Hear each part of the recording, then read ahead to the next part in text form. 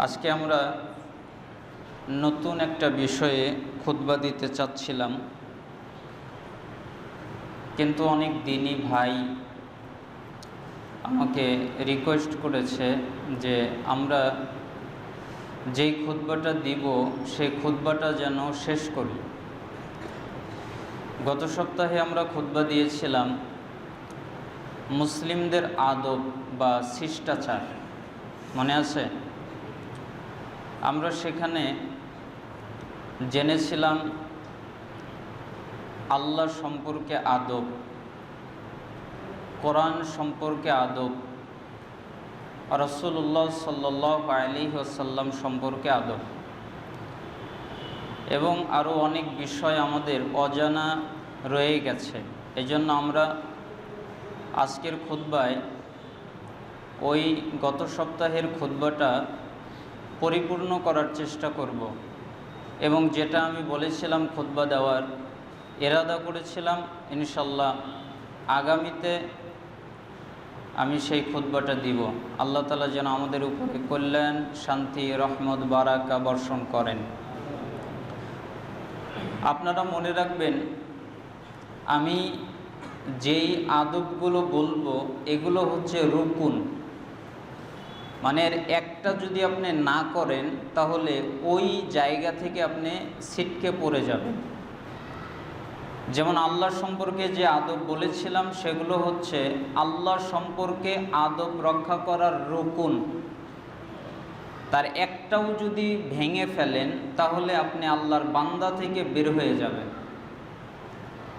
যেমন কোরআনের সাথে যে আদব বলেছিলাম ওইগুলো হচ্ছে কোরআনের রুকুন, তার একটাও যদি আপনি ভেঙে ফেলেন তাহলে আপনি কোরআনের হক এবং কোরআনের গ্রহণকারীদের অন্তর্ভুক্ত থেকে আপনি ছিটকে পড়ে যাবেন।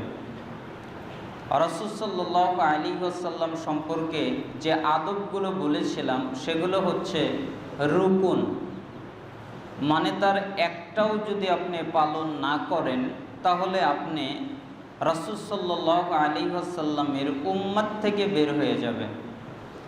এই জন্য আমি এই খুতবার মধ্যে যেগুলো রুকুন, মানে না থাকলে মুসলমানেরই থাকে না, ইসলামে থাকা সম্ভব হয় না, আমি শুধুমাত্র ওইগুলো এনেছি। আর যেগুলো করলেও চলে না করলেও চলে এগুলো আমি লিখিনি, এগুলো আমি আনিনি। এই জন্য আপনারা মনে রাখবেন যে আমি যে আদবগুলো আপনাদেরকে বলবো এগুলো অবশ্যই পালনীয় এবং রুকুন এবং ফরজ আপনি পালন করতে বাধ্য, কোনো রকমের সুযোগ সুবিধা আপনাকে দেওয়া হয় নাই। আমরা 4টি আদব নিয়ে আলোচনা করেছিলাম, অর্থাৎ আল্লাহ সম্পর্কে আদব বলেছিলাম, নিয়তের আদব বলেছিলাম, কোরআনের আদব বলেছিলাম, রাসূল সাল্লাল্লাহু আলাইহি ওয়াসাল্লামের আদব বলেছিলাম। এবার আমরা জানব 5 নম্বর আদব। 5 নম্বর আদব হচ্ছে নিজের সাথে শিষ্টাচার। কার সাথে শিষ্টাচার? নিজের সাথে। তার মানে আপনি যদি আপনার সাথে এই শিষ্টাচারগুলো না মানেন তাহলে আপনাকে হত্যা করলেন, আপনাকে আপনি মেরে ফেললেন, আপনাকে আপনি ধ্বংস করলেন। এই জন্য আপনার সাথে যে আদবগুলো আছে এগুলো আপনাকে মানতে হবে। 1 নম্বর, একজন মুসলিম সর্বদা সব সময় মনে মনে এই উপদেশ এবং এই শিষ্টাচারগুলোর দিকে ভালো করে খেয়াল করবে, স্মরণ করবে, যাতে করে সে পবিত্র হতে পারে এবং উন্নত রাখতে পারে তার নফসকে। কাকে পবিত্র রাখবে? নফসকে। নফসকে পবিত্র রাখতে পারে এবং নফসকে অনেক উন্নত রাখতে পারে, সবচেয়ে মর্যাদাবান জায়গায় তাকে এবং তার নফসকে রাখতে পারে, এই দিকে সে খেয়াল রাখবে। নিজ নফসকে, নিজ আত্মাকে কখনোই প্রবৃত্তির পিছনে ঠেলে দিবে না। প্রবৃত্তি যা বলে তা সে মানবে না, সবসময় প্রবৃত্তির উল্টা দিকে চলবে এবং লালসার পিছনে ছেড়ে দিবে না। একটা লালসা দেখা যাচ্ছে ওই দিকে সে কখনো দৌড় দেবে না, এবং তার অবশ্যই যেই দিকে গেলে তার পদস্খলন হয় ওই দিকে যাবে না, এবং অন্যায় করবে না। যেই কাজগুলো ন্যায়ের পরিপন্থী, অন্যায়, এই কাজগুলো করবে না। যারা নিজেদের নফসের হিসাব নিজেরা রাখে এবং নিজেদের নফসের তদারকি করে, আল্লাহ তাআলা তাদের প্রশংসা করেছেন। কিভাবে? আল্লাহ তাআলা বলেন, ক্বাদ আফলাহা মান যাক্কাহা, সেই তো সফল কাম, সেই তো জান্নাতের অধিকারী, সেই তো জান্নাতে যাবে কে? যে তার নফসকে পরিশুদ্ধ করেছে। কাকে পরিশুদ্ধ করেছে? নফসকে। এই জান্নাতে যাবে, এর জন্য জান্নাত রেখে দেওয়া আছে। কেন? সে সবসময় নফসকে ফিল্টার করছে, নফসকে পরিষ্কার করছে, নফসকে তদারকি করছে, আত্মাকে শুদ্ধ করছে, আত্মাকে পবিত্র করছে। এই জন্য সে সফল কাম এবং সে জান্নাতে যাবে। ওয়াকাদ খাবা মান দাসাহা, আর সে হলো ক্ষতিগ্রস্ত যে তার নফসের খেয়াল রাখে না, নফসের খবর নেয় না। তার আত্মা কোন পরিস্থিতিতে আছে, কিভাবে আছে, কোন অবস্থায় আছে, এই দিকে খেয়াল রাখে না। সে ধ্বংস, সে ক্ষতিগ্রস্ত, সে জাহান্নামে যাবে। তার মানে বোঝা যায়, আপনি যদি আপনার আত্মার খেয়াল রাখেন তাহলে আল্লাহর কাছে আপনি প্রশংসনীয় ব্যক্তি, আর আল্লাহ তাআলা আপনাকে জান্নাত দিবেন। আর আপনি যদি আপনার আত্মার খেয়াল না রাখেন তাহলে আল্লাহর কাছে আপনি জঘন্য ব্যক্তি, আল্লাহ তাআলা আপনাকে জাহান্নাম দিবেন। এই জন্যই সালাফগণ বলেছেন যে মানুষ জান্নাতে যাওয়ার আগেই বুঝতে পারে আমি জান্নাতি না জাহান্নামী। এটা আগেই বুঝতে পারে, আগেই অনুধাবন করতে পারে। কিভাবে? নিজের নফসকে জিজ্ঞেস করে সে ভাবতে পারে যে আমি কি কাজ করি আর কি কাজ করি না, এটা তার নফস বলে দেয়।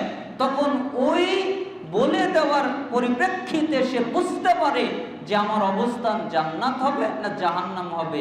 এটা সে বুঝতে পারে, এটা সে অবলোকন করতে পারে। এজন্য নিজের সাথে শিষ্টাচারের একটা হচ্ছে নিজের নফসকে, নিজের আত্মাকে সবসময় পবিত্র রাখা সমস্ত পাপ থেকে। 2 নম্বর হচ্ছে মুসলিম মাসুম বা বেগুনাহ নয়। মানে আমরা মানুষ, আমাদের গুনাহ নাই এমনটা নয়, আমাদের প্রত্যেকের গুনাহ আছে। মুহাম্মদ সাল্লাল্লাহু আলাইহি ওয়াসাল্লাম, আল্লাহ তাকে নিষ্পাপ করেছেন, আল্লাহ তাকে রক্ষা করেছেন। তাই ঠিক না? কে রক্ষা করেছেন? আল্লাহ। যখনই তিনি কোনো ভুল সিদ্ধান্ত নিতে চেয়েছেন তখনই আল্লাহ তাআলা ওহী নাজিল করেছেন। কিন্তু আমরাও যদি ভুল সিদ্ধান্ত নিতে চাই, আল্লাহ কি ওহী নাজিল করেন নাই? করে রেখেছেন। কিন্তু ওই ওহীটা যদি আমার মুখস্থ না থাকে, ওই ওহীটা যদি আমার কলবের মধ্যে না থাকে, ওই ওহীটা যদি আমার ব্রেনের মধ্যে না থাকে যে সুদ খেলে এই পাপ হয়, ঘুষ খেলে এই পাপ হয়, জিনা করলে এই পাপ হয়, ব্যভিচার করলে এই পাপ হয়, অশ্লীলতা করলে এই পাপ হয়, এই আয়াতগুলো যদি আমার মনে না থাকে তাহলে আমি তো নসিহত নিতে পারবো না।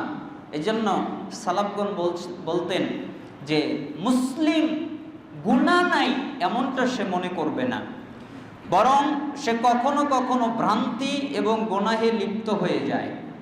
কিন্তু মুসলিম হিসেবে তাকে নফসের সাথে জিহাদ করতে হয় যাতে সে অবাধ্য গুনাহগার হয়ে না যায়।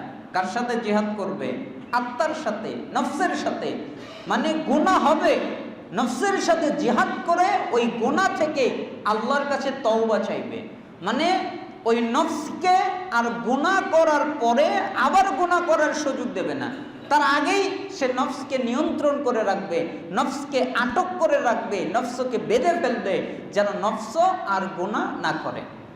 এরপরে যদি কখনো তার আত্মা তার ইচ্ছার বিরুদ্ধে কোনো গুনাহে লিপ্ত হয়ে যায়, মানে নফস তার কথা শুনছে না, নফসটা তার কথার বিরুদ্ধে চলে গেছে এবং বিরুদ্ধে গিয়ে, তার মনের বিরুদ্ধে গিয়ে কখনো গুনাহ করে ফেলেছে, তাহলে সে যেন হতাশ না হয়। কেন?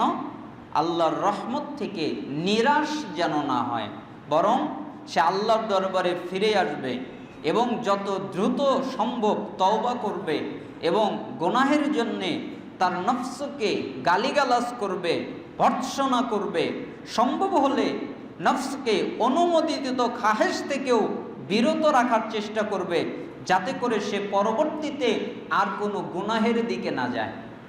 সালাফরা যদি কোনো গুনাহ করতেন তাহলে বলতেন, তুই এই গুনাহ করেছিস, তোর এই গুনার জন্য তুই আগামী 1 মাস রোজা থাকবি। তুই এই গুনাহ কেন করলি, মানে নিজের নফসকে নিজে বলতো, তুই এই গুনাহ কেন করলি, এই গুনাহ করার কারণে আগামী 1 মাস তুই রোজা রাখবি। এবং 1 মাস লাগাতার সিয়াম পালন করত। পরবর্তীতে ওই নফসই গুনাহ করতে ভয় পেত। কেন? শয়তান ভাবতো ওয়াক দিয়ে গুনাহ করালে ওই 1 মাসের সিয়াম পালন করবে, বিপদ। এই জন্য শয়তান ভয় করে ওকে দিয়ে গুনাহ করাতেই চাইতো না, কারণ গুনাহ করালেই ওই 1 মাস সিয়াম রাখবে। আর কোন সালাফ কি করতো, যদি গুনাহ করতো তাহলে বলতো, তুই গুনাহ করেছিস এই জন্য 10,000 দিরহাম তুই আল্লাহর রাস্তায় ব্যয় করবি। মানে 10,000 দিরহাম আল্লাহর রাস্তায় সাদকা করে দিত। যার সামর্থ্য যতটুকু ছিল তার চেয়ে বেশি পরিমাণ আল্লাহর রাস্তায় ব্যয় করার চেষ্টা করে দিত, যে তুই গুনাহ করলি কেন, এটা হচ্ছে তোর প্রায়শ্চিত্ত। এজন্য শয়তান সালাফদেরকে দিয়ে খুব কম করে গুনাহ করাতো, মানে বেশি পরিমাণ গুনার দিকে ধাবিত করতো না। কেন জানেন? কারণ গুনাহ করলেই 1 মাস সিয়াম পালন করবে, গুনাহ করলেই বেশি দান করবে, তো শয়তানের তো লাভের চেয়ে ক্ষতিটা বেশি হবে, তাই না? এজন্য নফসের সাথে সবসময় জিহাদ করা এবং নফসকে সবসময় দমন করার চেষ্টা করা। মনে রাখা ভালো, তওবা 3টা জিনিসকে একত্রে শামিল করে। অর্থাৎ 3টা জিনিস যদি তওবার মধ্যে পাওয়া না যায় তাহলে আপনার তওবা কবুল হবে না। 1 নম্বর হলো, আপনি যেই গুনাহটা করেছেন ওই গুনাহ আর করবেন না। এখন মনে করেন আপনি নিষেধাজ্ঞার দ্রব্য পান করেন, এখন আল্লাহকে বললেন, আল্লাহ আমি আর কোনোদিন নিষেধাজ্ঞার দ্রব্য পান করব না, কিন্তু আপনি কন্টিনিউ খেতেই আছেন। মানে আল্লাহকে করছেন যে আল্লাহ আমি নিষেধাজ্ঞার দ্রব্য পান করেছি, তুমি আমাকে মাফ করে দাও। আল্লাহকে বলছেন যে আল্লাহ আমি সুদ খেয়েছি, তুমি আমাকে মাফ করে দাও, কিন্তু সুদ থেকে আপনি বের হন নাই। আল্লাহকে বলছেন আল্লাহ আমি ঘুষ খেয়েছি, আমাকে মাফ করে দাও, কিন্তু ঘুষ থেকে আপনি বের হন নাই। তার মানে আপনি যে পাপ করেছেন ওই পাপ থেকে বের হন নাই। আপনি কিয়ামত পর্যন্ত যদি তওবা করেন আপনার তওবা কবুল হবে না। কেন?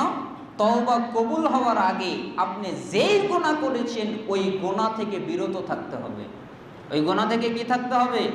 বিরত। তার মানে ওই গুনাহ একেবারে ত্যাগ করতে হবে। 2 নম্বর হলো, যেই গুনাহটা করেছেন ওই গুনার জন্য অনুশোচনা করতে হবে, ওই গুনার জন্য আফসোস করতে হবে, ওই গুনার জন্য আক্ষেপ করতে হবে, আমি কি করে ফেলেছি, কত বড় অন্যায় করে ফেলেছি, কত বড় জঘন্য পাপ করে ফেলেছি। এই জন্য আপনি নিজেকে ধিক্কার দিতে থাকবেন এবং বেশি বেশি করে ইস্তেগফার পাঠ করতে থাকবেন, আল্লাহর কাছে ক্ষমা চাইতে থাকবেন। 3 নম্বর, ওই গুনার দিকে আর ভবিষ্যতে কোনো দিন ফিরে যাবেন না, এইটা দৃঢ় ইরাদা করা। মানে আপনি দৃঢ়ভাবে বলা যে আল্লাহ এই গুনাহ আমি আর কোনো দিন করব না। তার মানে আপনি ওই গুনাহ থেকে ফিরে আসবেন। 2 নম্বর, ওই গুনার জন্য অনুশোচনা করবেন, কাঁদবেন। 3 নম্বর, ওই গুনাহ আর কোনোদিন করবেন না, এই জন্য দৃঢ় প্রতিজ্ঞা করবেন। যখন মুসলিম সত্যিকার অর্থে এইভাবে তওবা করে তখন আল্লাহ তাআলা তার তওবা কবুল করেন এবং তার গুনাহ মাফ করে দেন এবং তার সমস্ত গুনাহগুলোকে মিটিয়ে দেন এবং সমস্ত গুনাহকে আল্লাহ সুবহানাহু ওয়া তাআলা মোচন করে দেন এবং তাকে জান্নাতে প্রবেশ করিয়ে দেন। আল্লাহ তাআলা বলেন সূরা আত-তাহরিম 8 নম্বর আয়াত, ইয়া আইয়ুহাল্লাযীনা আমানু তুবু ইলাল্লাহি তাওবাতান নাসুহা আসা রাব্বুকুম আইয়ুকাফিরু আনকুম সাইয়্যাতিকুম ওয়া ইয়াদখিলাকুম জান্নাতিন তাজরি মিন তাহতিহাল আনহার। আল্লাহ তাআলা বলছেন, হে মুমিনগণ তোমরা তওবা নাসুহা করো। নাসুহা মানে সত্যিকার অর্থে তওবা। সত্যিকার অর্থে তওবা মানে কি? নাসুহা বলতে 3টা জিনিস থাকতে হবে। তার মানে ওই গুনাহ থেকে ফিরে আসা, 2 ওই গুনার জন্য কান্নাকাটি করা।